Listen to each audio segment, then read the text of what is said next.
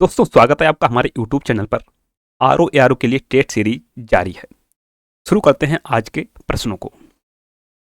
Video का पहला प्रश्न है, चावल की खेती के लिए आदर्श जलवायु परिस्थितियां हैं।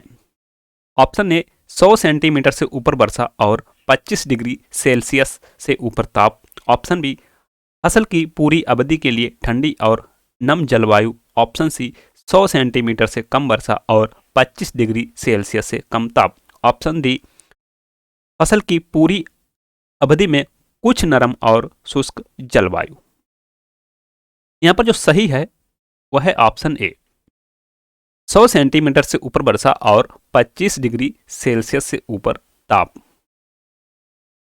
चावल एक उष्णकटिबंधीय फसल है एवं भारत की मानसूनी जलवायु में इसकी अच्छी खेती की जाती है। यह हमारे देश की मुख्य खाद्यान्न फसल है। गर्म एवं आर्द्र जलवायु की उपयुक्तता के कारण इसे खरीफ की फसल के रूप में लगाया जाता है। चावल की खेती के लिए 20 डिग्री सेल्सियस से 30 डिग्री सेल्सियस के बीच तापमान तथा 100 से 200 सेंटीमीटर वर्षा की आवश्यकता पड़ती है।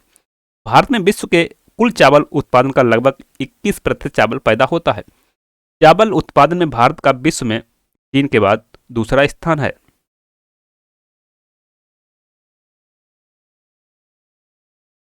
भारत के प्रमुख चावल उत्पादक राज्य हैं पश्चिम बंगाल, उत्तर प्रदेश, आंध्र प्रदेश, पंजाब, तमिलनाडु तथा बिहार। प्रश्न नंबर 2, तिब्बत के पठार की समुद्र तल से ऊंचाई है 2 किलोमीटर, 3 किलोमीटर, 4 किलोमीटर, 5 किलोमीटर। सही ऑप्शन है ऑप्शन डी 5 किलोमीटर। तिब्बत का पठार विश्व का सबसे ऊंचा पठार है जो समुद्र तल से 16,000 फीट ऊंचा है। यह पठार अंतरा पर्वतीय पठार के अंतर्गत आता है। प्रश्न नंबर 3, एक विमान 30 डिग्री उत्तरी अक्षांश 50 डिग्री पूर्वी देशांतर से उड़ान भरता है और पृथ्वी पर विपरीत सिरे पर उतरता है, वह कहां उतरेगा? 30 डिग्री उत्तरी अक्षांश, 50 डिग्री पश्चिमी देशांतर, 30 डिग्री दक्षिणी अक्षांश, 50 डिग्री पूर्वी देशांतर, 50 डिग्री उत्तरी अक्षांश, 30 डिग्री पश्चिमी देशांतर, 30 डिग्री दक्षिणी अक्षांश, 30 डिग्री पश्चिमी देशांतर।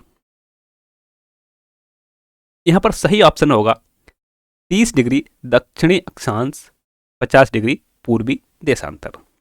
Option B. जब विमान 30 डिग्री उत्तरी अक्षांश एवं 50 डिग्री पूर्वी देशांतर से उड़ान भरता है और पृथ्वी के विपरीत सिरे पर नीचे उतरता है तो वह 30 डिग्री दक्षिणी अक्षांश एवं 50 डिग्री पूर्वी देशांतर पर उतरेगा। प्रश्न नंबर 4, किस ग्रह के दिन का मान और उसके अक्ष का झुकाव पृथ्वी के समतुल्य होता है? ऑप्शन हैं यूरेनस, नेपच्यून, शनि और मंगल। तो सही ऑप्शन यहां पर है वह है मंगल। मंगल ग्रह सूर्य से दूरी के अनुसार चौथा ग्रह है। यह सौरमंडल का दूसरा छोटा ग्रह है। पृथ्वी का दूसरा पड़ोसी ग्रह है। यह सूर्य की परिक्रमा 686 दिन में पूरी करता है। चूंकि मंगल अपने अक्ष पर झुका हुआ है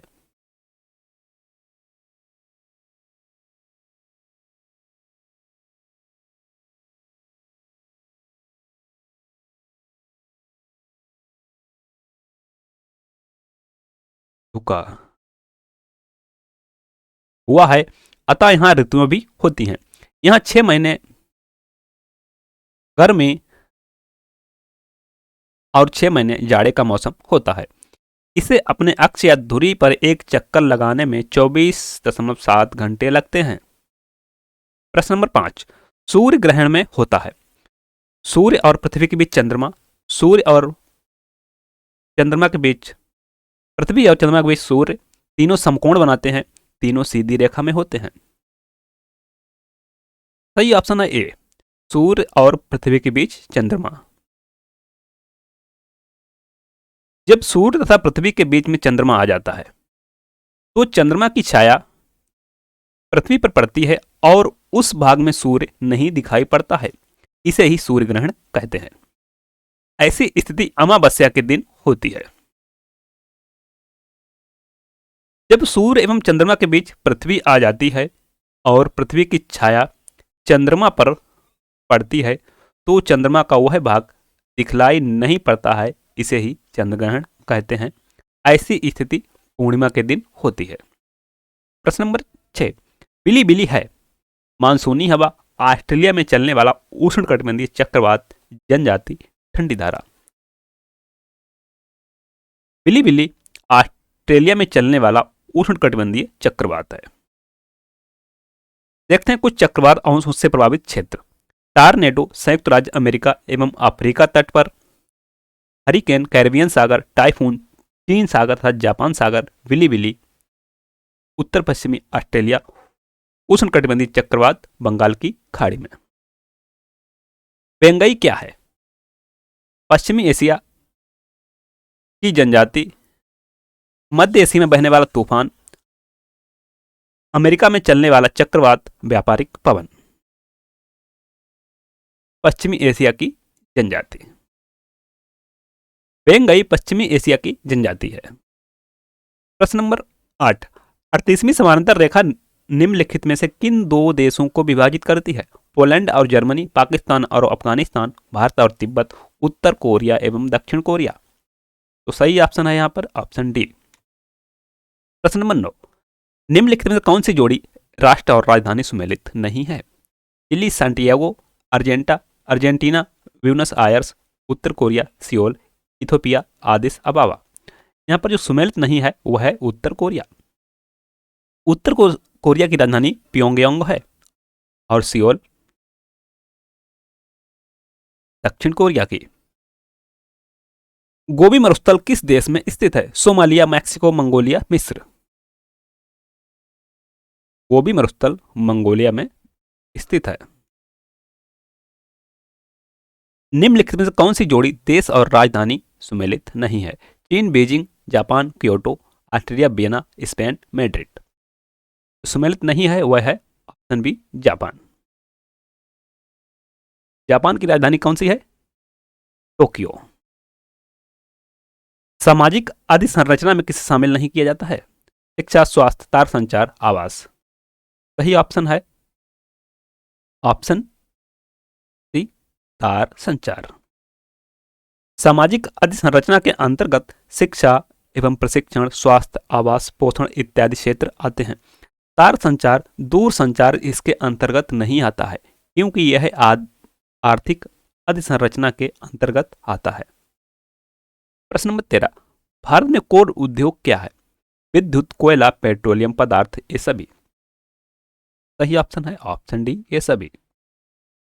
कोर उद्योग के अंतर्गत वे उद्योग आते हैं जिनके विकास के कारण ही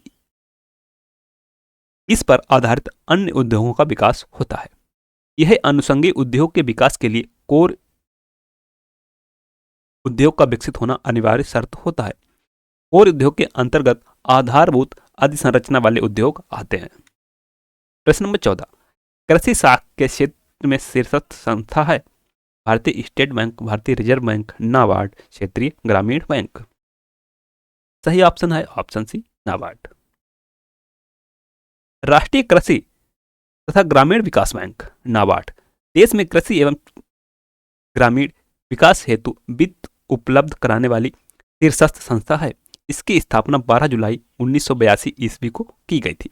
नाबार्ड ग्रामीण ऋण ढांचे में एक शीर्षस्थ संस्था के रूप में अनेक वित्तीय संस्थाओं जैसे राज्य भूमि विकास बैंक, क्षेत्रीय ग्रामीण बैंक को पुनर्वित्त सुविधाएं प्रदान करता है, जो ग्रामीण क्षेत्रों में उत्पादक गतिविधियों के विस्तृत क्षेत्रों को बढ़ावा देने के लिए ऋण देता है। प्रश्न नंबर 15, भारत में छिपी हुई बेरोजगारी मुख्य लक्षण है? मुख्यतः तृतीय क्षेत्र का, द्वितीय क्षेत्र का, प्राथमिक क्षेत्र का में से कोई नहीं। सही ऑप्शन है ऑप्शन सी प्राथमिक क्षेत्र का। प्राथमिक क्षेत्र में छिपी हुई बेरोजगारी देखने को मिलती है। प्रश्न नंबर 16, भारत की राष्ट्रीय आय का अनुमान लगाने वाली संस्था है? रिजर्व बैंक ऑफ इंडिया, योजना आयोग, वित्त मंत्रालय, केंद्रीय सांख्यिकीय संगठन। सही ऑप्शन है ऑप्शन डी केंद्रीय सांख्यिकीय संगठन। भारत में राष्ट्रीय आय का अनुमान लगाने वाली संस्था केंद्रीय सांख्यिकीय संगठन है। प्रश्न नंबर 17, हाल ही में बॉम्बे स्टॉक एक्सचेंज BSE का अगला अध्यक्ष किसे नियुक्त किया गया है? प्रमोद महाजन, प्रमोद अग्रवाल, SS मुंदड़ा, विक्रमजीत सेन। सही ऑप्शन है ऑप्शन बी, प्रमोद अग्रवाल। प्रमोद अग्रवाल का कार्यकाल 17 जनवरी 2024 से शुरू होगा। बॉम्बे स्टॉक एक्सचेंज की स्थापना 1875 ईस्वी में की गई थी। यह एशिया का सबसे पुराना एक्सचेंज है। प्रश्न नंबर 18, पेट्रोलियम निर्यातक देशों के संगठन ओपेक से बाहर निकलने का फैसला लिया है। कुवैत ने, अंगोला ने, लीबिया ने, अल्जीरिया ने। सही ऑप्शन है ऑप्शन बी, अंगोला ने। पेट्रोलियम निर्यातक संगठन एक संगठन है जो वैश्विक तेल बाजार को सामूहिक रूप से प्रभावित करने और लाभ को अधिकतम करने के लिए प्रमुख तेल उत्पादक देशों के सहयोग को सक्षम बनाता है। इसकी स्थापना 14 सितंबर 1960 को बगदाद में पहले 5 सदस्यों ईरान, इराक, कुवैत, सऊदी अरब और वेनेजुएला द्वारा की गई थी। 13 सदस्य देशों का वैश्विक तेल उत्पादन का अनुमानित 30% हिस्सा है। इसका मुख्यालय वियना, ऑस्ट्रिया में है। Thanks for watching. मिलते हैं नेक्स्ट वीडियो में नए प्रश्नों के साथ। तब तक के लिए जय हिंद।